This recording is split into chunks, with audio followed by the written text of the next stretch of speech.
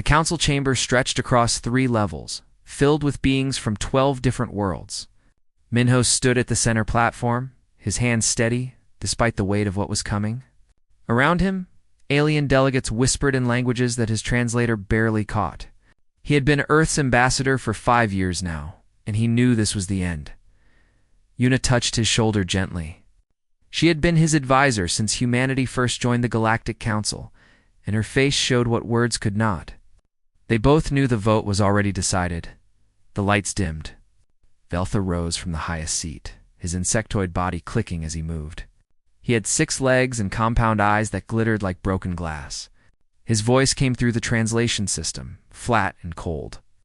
We gathered today to decide the fate of humanity's membership in this council. For 50 years we have watched them.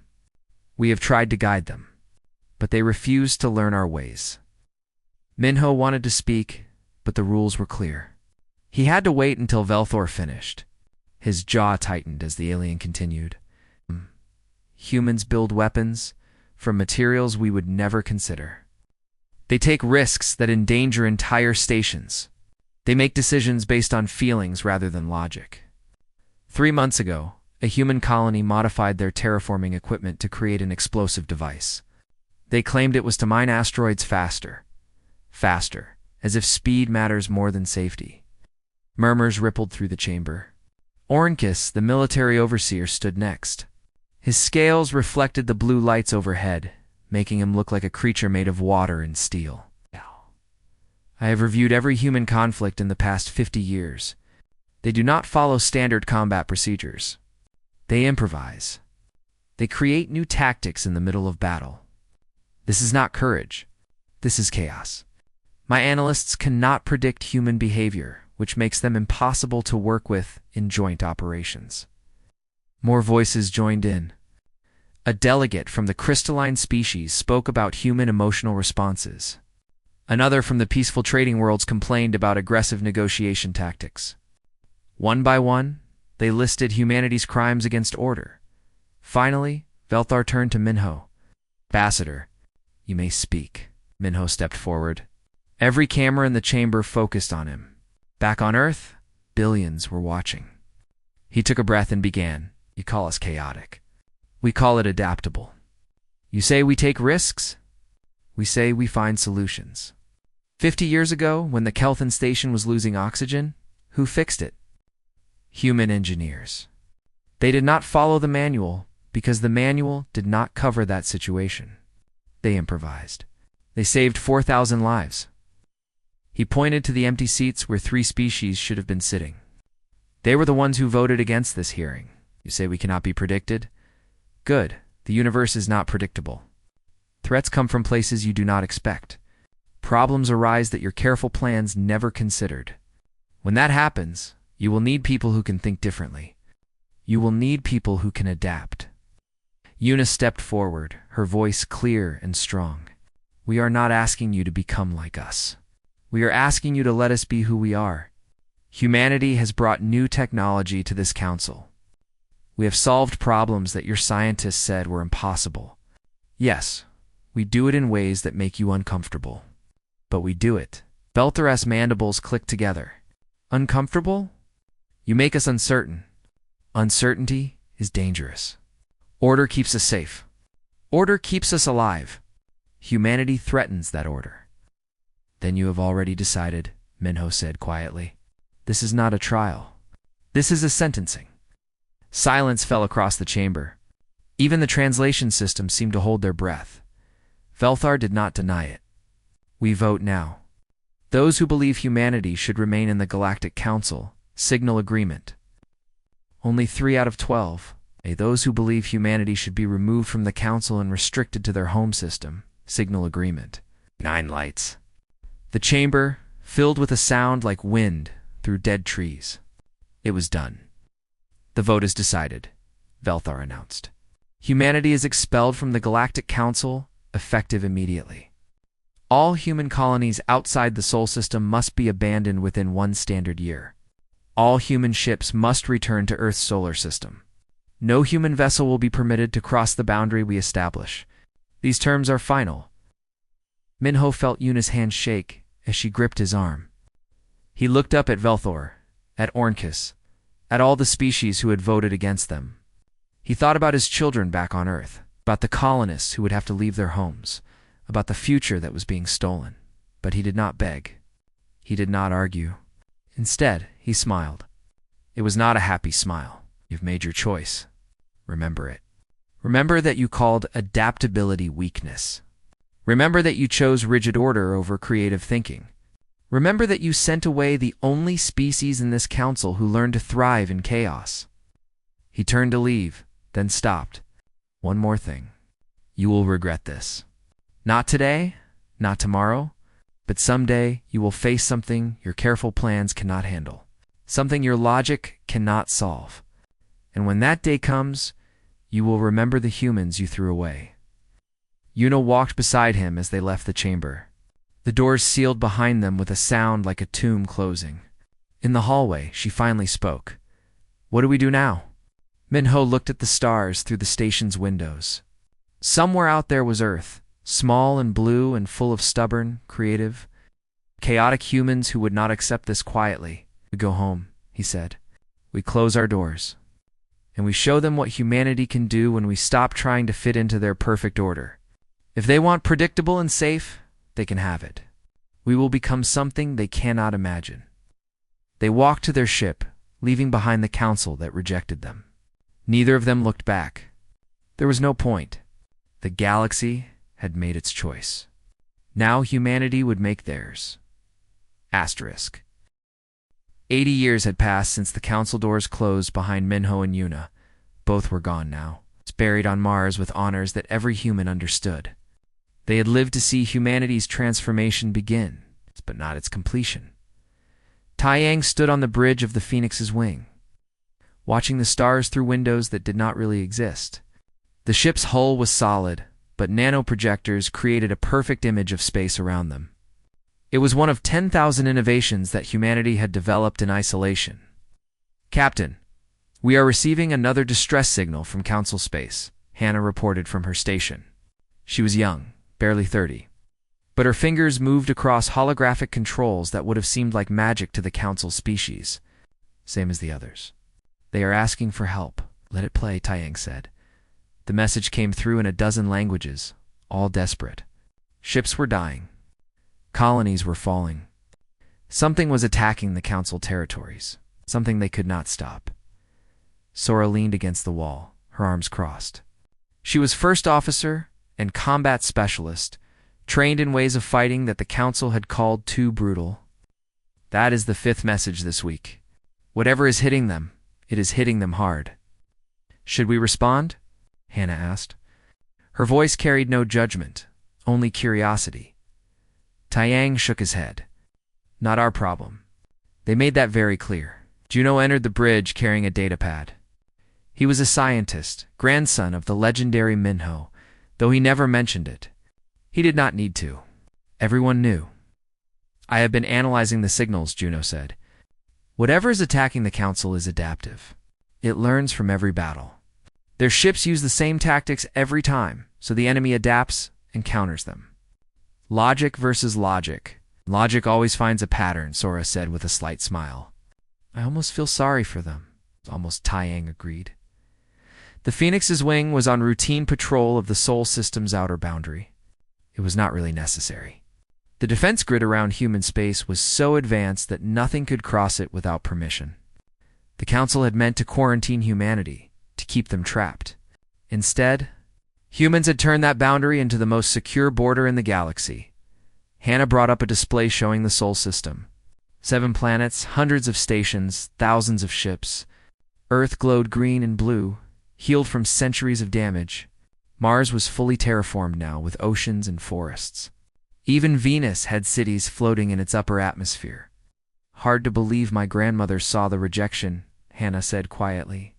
She used to tell me stories about leaving the colony on Kepler 442. She was only 5. She said the Council's soldiers came and forced everyone onto transport ships. My grandfather was there too, Taiyang said. He was a teenager. He told me they cried, but the Council did not care. Rules were rules. And now they want our help, Sora said. Funny how that works. Bridge fell quiet. They had all grown up on stories of the rejection of humanity being cast out like criminals. For 80 years, Earth had turned inward. No human ship had crossed the boundary. No human had contacted the Council. They had vanished from galactic affairs completely, but they had not been idle. Juno pulled up, a hologram showing human technological progress.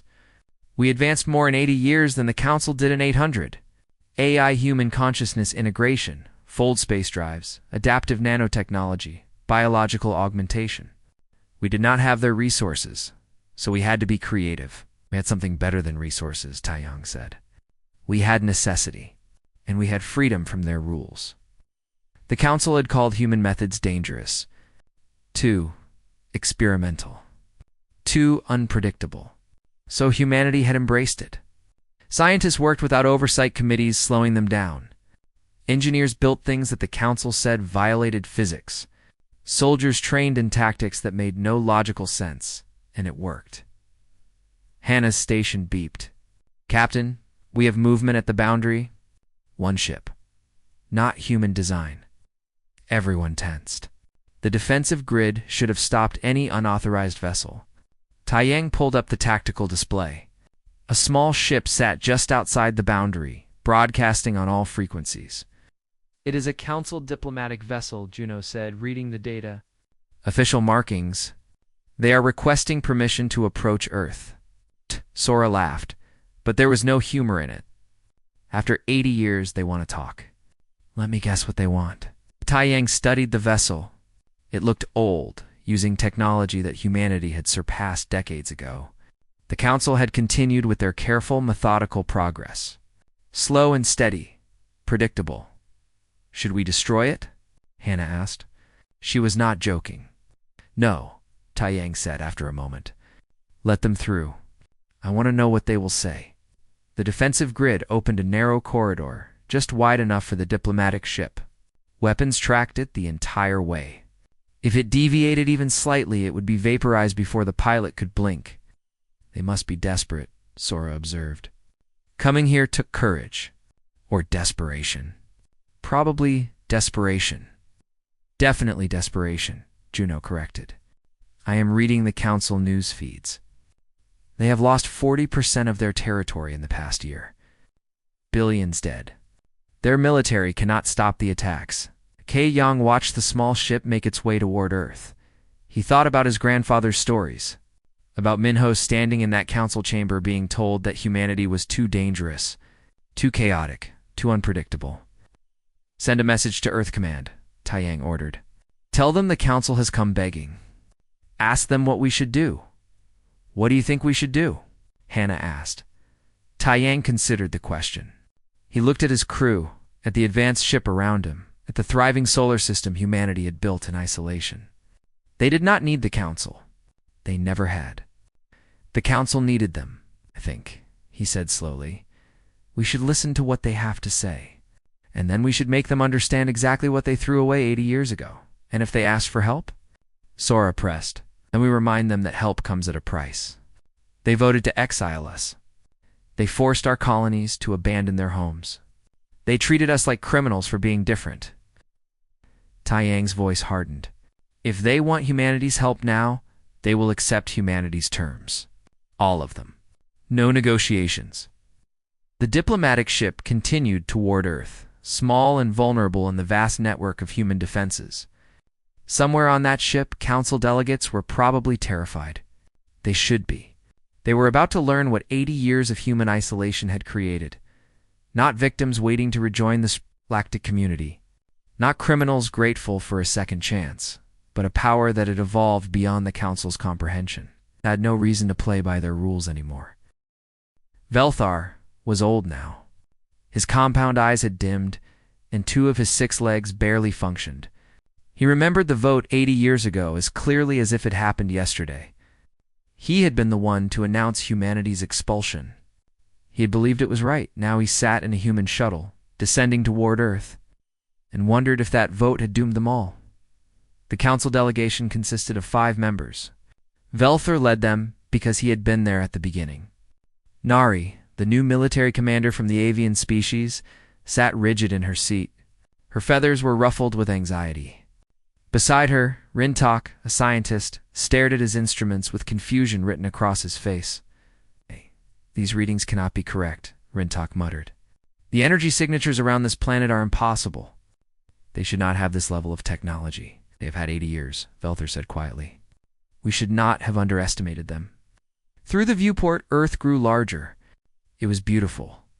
The oceans gleamed blue, the continents showed green and brown, and the clouds swirled white across the atmosphere. But that was not what made the delegates stare. It was the defensive grid. Thousands of satellites orbited Earth, each one humming with energy that the Council's sensors could not fully analyze. Weapon platforms hung in space like metal moons. Ships moved in patterns that seemed random but clearly were not. The entire planet was wrapped in a defensive network that made Council military stations look like children's toys. "They could destroy our entire fleet," Nari whispered. "With this technology, they could destroy everything we have." "But they have not," Velthor said. "They stayed in their system. They kept their word, even when we broke ours." The shuttle passed through layers of scanning fields that made their instruments scream warnings. Each layer could have stopped them, but each layer let them pass. Finally, they landed on a platform in Geneva, where the human government had maintained its capital. Dujan waited for them at the bottom of the ramp. He was Yuna's grandson, and he carried himself with the same quiet dignity his grandmother had shown. Beside him stood Minji, the defense minister, and several others. But what caught Velthor's attention was the ship in the distance, the Phoenixes. Wing sat on the landing field like a predator at rest. It was sleek and dark, covered in materials that seemed to shift and flow. Taiyang stood in front of it with his crew, watching the delegation descend. "Welcome to Earth," Doyon said. His voice was polite but not warm. "I am told you have traveled far to be here." Velthor descended the ramp carefully on his weak legs. He stopped in front of Doyon and did something that no council member had done to a human in 80 years. He lowered his head in respect. "Premier Doyon, I am Velthor. 80 years ago, I voted to expel humanity from the Galactic Council. I have come to ask for your forgiveness and your help." Doyon studied the old alien for a long moment. "Forgiveness is personal. Help is political. Let us discuss the second issue first." They moved to a conference room overlooking the city. Geneva had transformed in 80 years. Buildings rose in spirals and curves that seemed to defy gravity. Transportation moved through the air on invisible currents. Parks and green spaces filled every level. It was a city from a dream or a nightmare. If you were a council member realizing how far behind you had fallen, Nari could not stay silent any longer. "We are dying. The machines we call the Devourers appeared 2 years ago from dark space. They consume everything. Metal, flesh, energy. They learn from every encounter. We cannot stop them." She brought up holographic images. Worlds stripped to bare rock. Ships torn apart and absorbed. Stations going dark as the Devourers swept through them. Billions of beings dead or fleeing. "Your military tactics are predictable," Taiyang said from across the room. Everyone turned to look at him.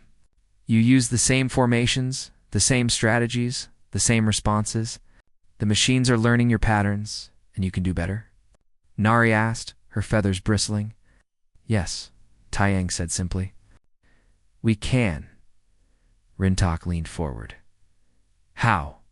"Our best scientists have studied these machines. They adapt to everything we try. They adapt to logic," Juno said. He had accompanied Taiyang to the meeting. "Your tactics are logical. Mine asteroids this way. Attack from this angle. Defend this position. The machines calculate your logic and counter it. You need to be illogical." "That is madness," Rintok protested. "No," Minji said coldly. "That is human. That is what you rejected 80 years ago." Velthor raised a manipulator limb. "Please, we acknowledge our mistake. We were wrong to expel humanity. We were wrong to call your methods dangerous. We are here to offer full council membership again. We will give reparations, territory, resources, whatever you need. Just help us." Doyon stood and walked to the window. He looked out at the city, at the planet his people had rebuilt, at the system they had made into a fortress. When he turned back, his expression was unreadable. You do not understand. We do not want council membership. We do not want your territory or your resources. We have built something better than what you offered us. Then what do you want? Velthar asked desperately. Nothing, Doyon said. We want nothing from you. Silence filled the room like a physical weight. Nari looked ready to scream. Rintok stared at his hands. Velthar felt something inside him break. Then Taiyang spoke. But we will help anyway. On our terms? Everyone looked at him. He stood from his chair and walked to stand beside Doyen. 3 conditions, Taiyang said.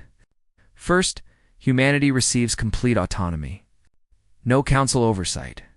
No council laws. No council interference ever. What we do in our space is our business alone. Agreed, Velthar said immediately. Second, you will use our tactics without question or criticism. Human commanders will lead operations. Council forces will follow human orders. You will not argue.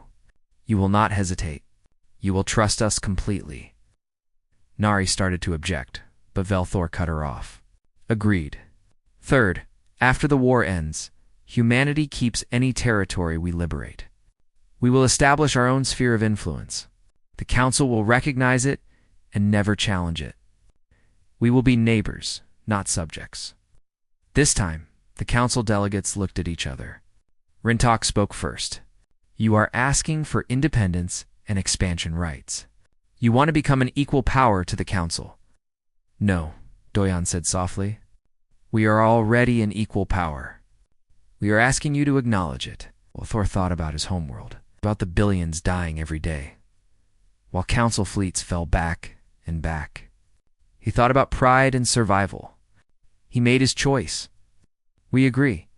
All 3 conditions. Minji nodded to Taiyang. He pulled out a data chip and handed it to Nari. These are the coordinates where we will begin operations. Have your forces meet us there in 3 days? Be ready for chaos. Be ready for tactics that make no sense. Be ready to see humans fight the way you feared we would. The Devourers, Rintok asked. Taiyang smiled. It was not a kind smile. The Devourers are used to fighting logical opponents. They have never fought humans before. They are about to learn the difference. The meeting ended. The Council delegation returned to their ship, carrying both hope and fear. As they lifted off, Velthor looked down at Earth one last time. You rejected them for being chaotic, he said to no one in particular. Now we beg them to unleash that chaos to save us. Do you think they can win? Nari asked. I think, Velthor said slowly, we are about to find out what humanity has become in 80 years of isolation. I suspect it will terrify us as much as it terrifies the Devourers. The Council fleet arrived at the coordinates exactly on time. 300 ships arranged in perfect formation, waiting for the human forces. Nari stood on the bridge of her flagship, watching the scanners for any sign of Earth's vessels. Where are they? Her tactical officer asked. They should be here by now. Before Nari could answer, the Phoenix's wing appeared. It did not jump from FTL or materialize slowly. One moment, the space was empty. The next moment, the human ship was simply there, as if it had always existed. How did they do that? The tactical officer gasped. I do not know, Nari admitted. I do not think I want to know. More human ships appeared using the same impossible method. 20 vessels, each one different from the others. Some were massive carriers. Some were small and fast. Some looked like they were built from pieces of other ships welded together. None of them followed any design pattern Nari recognized. Taiyang's face appeared on the communication screen. Council Fleet, this is Grand Admiral Taiyang. We are ready to begin operations. Link your tactical systems to ours and follow our commands exactly. Do not deviate. Do not hesitate. Questions will get people killed. Grand Admiral? Nari repeated. When did humans create that rank? About 3 days ago, Taiyang said with a slight smile. We needed a title the Council would respect. Now, are you ready to fight, Commander Nari? Nari straightened her feathers. We are ready. Good. We are jumping to the Kepler sector. The Devourers have a staging area there. We are going to destroy it. Before Nari could respond, the human ships vanished. Her fleet's navigation systems went wild as human coordinates downloaded directly into their computers. Her officers looked at her with panic in their eyes. Follow them, Nari ordered. Just like we agreed, Council fleet jumped. When they emerged, they found themselves in the middle of a Devourer swarm. Thousands of machine ships surrounded them, immediately moving to attack. Nari's tactical displays lit up with threat warnings. Every instinct told her to form defensive positions and fight carefully instead. The human ships scattered in every direction. What are they doing? Her tactical officers shouted. They have broken formation. They are making themselves vulnerable. But they were not vulnerable. They were hunting. Sora commanded one of the fast attack ships. Her vessel dove through the Devourer formation, weapons firing in patterns that changed every second. Missiles launched in curves instead of straight lines. Energy beams flickered on and off randomly. Nothing about her attack followed standard tactics, and it worked. The Devourers tried to calculate her trajectory and failed. They tried to predict her weapon patterns and failed. She was chaos in motion, and their logical programming could not process it. All ships follow the human patterns, Nari ordered her fleet. I know it looks insane. Do it anyway, Council ships tried. They broke formation and attacked individually. It went against every bit of their training, but they did it. And slowly they began to understand the Devourers had learned to fight organized fleets. They had never encountered an enemy that deliberately created disorder. Every human ship fought differently. Every attack came from an unexpected angle. The machines adapted to one ship, only to face a completely different strategy from the next one. On the Phoenix's wing, Taiyang watched the battle unfold. Hannah worked at her station, coordinating the chaos through systems that even she did not fully understand anymore. The ship's AI had merged with human tactical thinking, creating something neither purely machine nor purely organic. How are the Council ships performing? Taiyang asked. Better than expected, Hannah reported. 40% are following our lead. The others are still too rigid, but they are learning. Send coordinates for Phase 2, Taiyang ordered. Juno worked at the science station, analyzing Devourer responses in real time. His grandfather Minho would have been proud. The old ambassador had always believed humanity's strength was adaptation. Now his grandson was proving it. The machines are confused, Juno said with satisfaction. Their processing is slowing. They keep trying to find patterns that do not exist, and let us confuse them more, Taiyang said. Sora, execute Mad Dance Protocol. Across the battlefield, Sora grinned. Mad Dance Protocol was exactly what it sounded like. Her ship began moving in ways that violated basic combat sense. She flew toward enemy fire instead of away from it. She shut off shields and boosted weapons. She spun her vessel in spirals while launching missiles. Backwards, any logical analysis would say she should be dead in seconds. Instead, she destroyed 15 Devourer ships in 2 minutes. The enemy could not predict insanity. They calculated that her shields were down and targeted her, but she was already somewhere else. They assumed she would avoid their fire, but she flew through it, weapons blazing. Their programming had no category for suicidal tactics that actually work. More human ships joined the mad dance. The battlefield became a storm of illogical movement and unpredictable attacks. Council ships that followed the humans survived. Council ships that tried to maintain proper formation died. Nari watched in horror and awe as tactics were rewritten before her eyes. Her entire military education was being proven wrong. Order was weakness. Chaos was strength. Everything she knew was backwards. Commander, we have a problem, her tactical officer said. The Devourers are pulling back. They are regrouping. They are adapting. Juno's voice came through the communication link. He was broadcasting to all ships now. The machines are trying to adjust. We cannot give them time. All vessels advance to the staging area. We are going to destroy their central processing node. That is suicide, Nari protested. The node is protected by thousands of ships. Then we will destroy thousands of ships, Taiyang said calmly. Follow us, or stay behind. Your choice. The human fleet jumped again, appearing directly in front of the Devourer staging area. It was a massive structure, built from consumed ships and stations. The metal glowed with stolen energy. Weapons covered every surface, and the humans flew straight at it. Hannah diverted all power to forward shields. The Phoenix's wings shook as Devourer weapons hammered against them. Taiyang stood firm, watching the distance close. Beside him, Sora had returned to the flagship's bridge, ready for the next phase. Distance to target? Taiyang asked. 500 meters and closing, Hannah reported. Council fleet, now's the time to decide, Taiyang broadcast. Trust us completely, or turn back. Nari looked at her officers.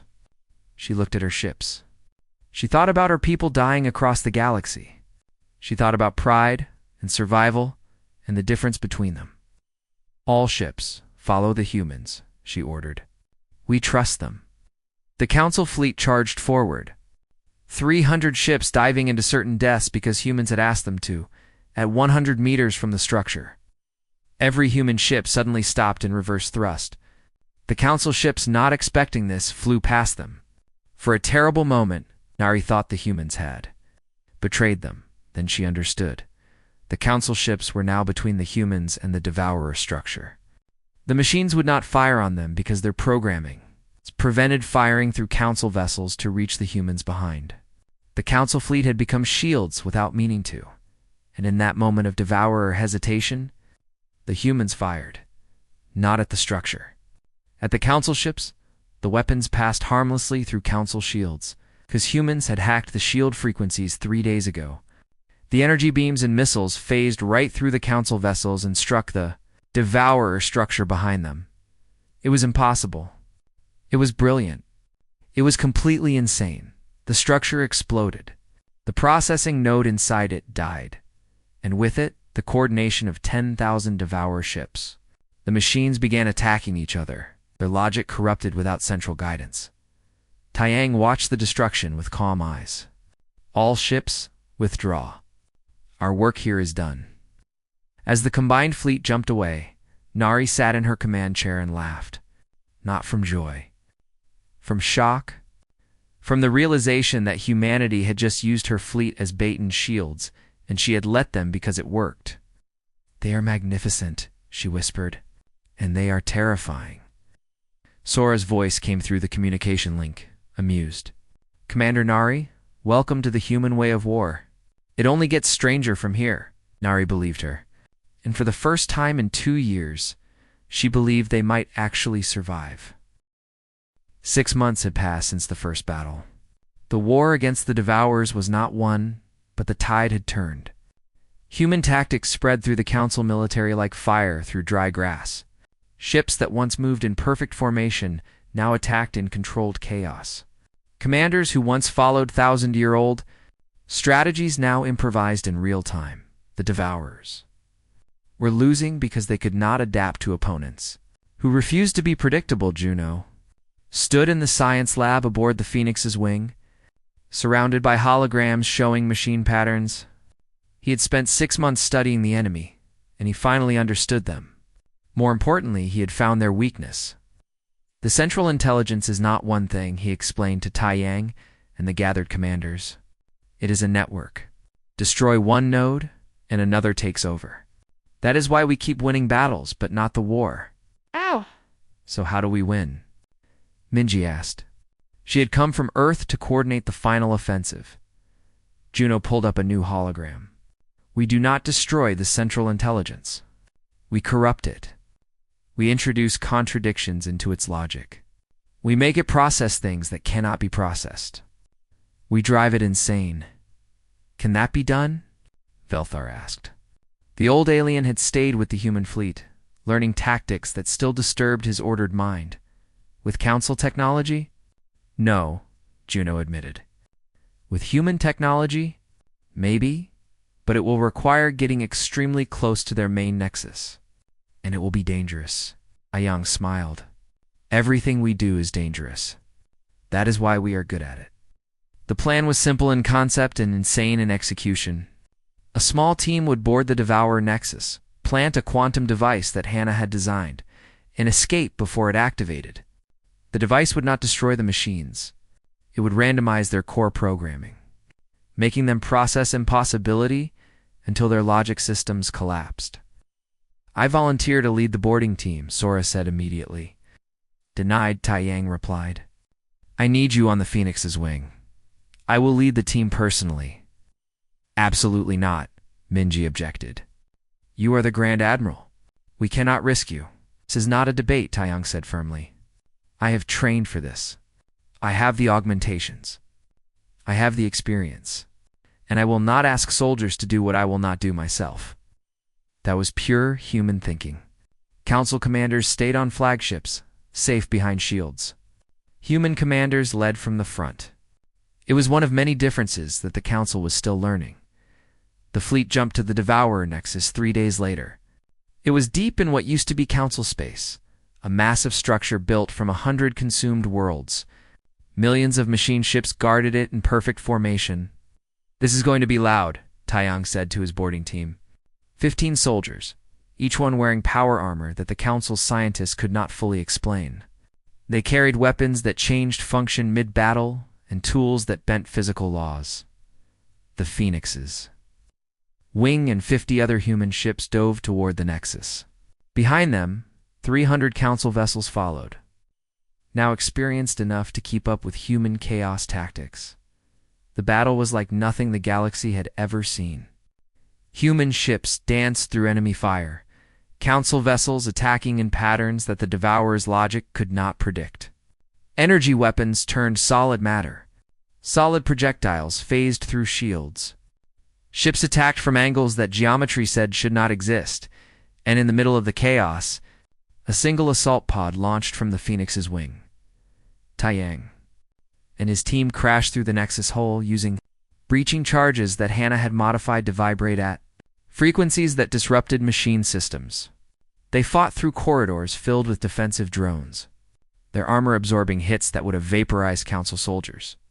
2 minutes to Central Core, Sora's voice came through their communication links. She was coordinating from the Phoenix's wing, watching her captain risk everything. You have multiple hostiles converging on your position. Let them come, Taiyang said, firing his weapon at a group of machines that emerged from a side passage. The weapon worked like a normal rifle for 3 seconds, then switched to a flamethrower, then became a sonic disruptor. The machines could not adapt fast enough. They reached the Central Core. It was a room the size of a city filled with processing equipment that pulsed with stolen intelligence. At the center was the main control node, a sphere of black metal that hummed with terrible power. Taiyang placed Hannah's device at the base of the sphere. It was small, no larger than his fist, but it contained technology that made quantum computers look simple. Juno's design combined with Hannah's engineering, powered by human creativity that the Council had once called dangerous. Active, Taiyang reported. 30 seconds to detonation. Team, move out. They ran. Behind them, the device began its work. It did not explode. Instead, it sent cascading paradoxes into the Devourer network. Commands that contradicted themselves. Logic loops that had no solution. Mathematical impossibilities that the machines tried to process. The Central Intelligence tried to adapt. It tried to isolate the corruption. But the device was designed by minds that understood chaos. It spread faster than any machine logic could contain. Taiyang's team reached their pod and launched. Around them, the Nexus began to tear itself apart. Not from external weapons, but from internal confusion. Machines attacked each other. Systems shut down and restarted in endless loops. The Devourers were destroying themselves, trying to understand the impossible. All ships, withdraw to safe distance, Minji ordered from her command position. The fleet pulled back, Council and human vessels together, watching as the Nexus collapsed. The Devourer ships in orbit stopped moving. Some fired on each other. Some simply drifted. Their central intelligence was dead, consumed by contradictions it could never resolve. On the Phoenix's wing, Hannah brought up a status display. Devourer activity across the galaxy is dropping. The network is collapsing. Without the central nexus, they cannot coordinate. Local forces can handle the remaining machines. Silence filled the bridge. Then someone started clapping. Then another. Soon, every bridge in the fleet echoed with applause and cheers in a dozen alien languages. They had one Yang sat in his command chair, exhausted but alive. Sora stood beside him, her hand on his shoulder. Hannah smiled from her station. Juno stared at his instruments, not quite believing his plan had worked. Grand Admiral, we are receiving a transmission from the Council, the communication officer reported. Velthor appeared on the screen. The old alien looked older than ever, but his voice was strong. Grand Admiral Taiyang. On behalf of the Galactic Council, I thank you. You saved us when we did not deserve saving. You fought for us when we had rejected you. We owe you a debt we can never repay. You owe us nothing, Taiyang said. We fought because it was right, not because you deserved it. Nari appeared beside Velthar. The Council wishes to honor the agreement. The territories you liberated are yours. We formally recognize the human sphere as an independent power. We will not interfere with your space or your methods ever again, except Minji said. She had joined Taiyang on the bridge for this moment. But understand this. We are not your subjects. We are not your enemies. We are your neighbors. Treat us with respect, and we will do the same. That is all we ask, Velthor said quietly. The transmission ended. The fleet began the journey home. Human ships toward Sol, Council ships toward their various homeworlds. An era had ended. A new one had begun. 10 years later, Taiyang retired from military service. He lived in a quiet house on Mars, watching the terraformed ocean from his window. He was old now, but satisfied news from the galaxy was good. The Council had rebuilt. The human sphere thrived, spanning 30 systems with colonies that pushed the boundaries of what was possible. Relations between humanity and the Council remained respectful but distant. One evening, as the Martian sun set in colors that Earth never had, Juno visited. He was middle-aged now, a respected scientist with children who asked him to tell stories about the war. Do you regret it? Juno asked. Helping them after what they did? Taiyang thought about the question. He thought about his grandfather, Minho, standing in that council chamber 80 years ago. He thought about the soldiers who had died in the war. He thought about the billions of aliens who lived because humans chose to be better than their rejection. No, he said finally. They rejected us because we were different. They begged us to return because we were necessary. But we came back because it was right. That is the real difference between us and them. They act from logic. We act from conscience. Grandfather Minho would be proud, Juno said. Taiyang agreed. He told them they would regret rejecting humanity. He was right. But I think he would be prouder that we helped them anyway. They sat in comfortable silence, watching the alien sun set over an alien ocean that humans had created through determination and creativity. In the sky above, ships from a dozen species crossed paths peacefully. Trading and traveling through space that war had nearly consumed, humanity had proven its worth not by conquering, but by saving. Not by dominating, but by coexisting. They had shown that chaos and order could work together, that different did not mean wrong, that rejection did not have to lead to revenge. The galaxy had rejected humanity and then begged for their return. Humanity returned not as saviors seeking worship, but as equals demanding respect.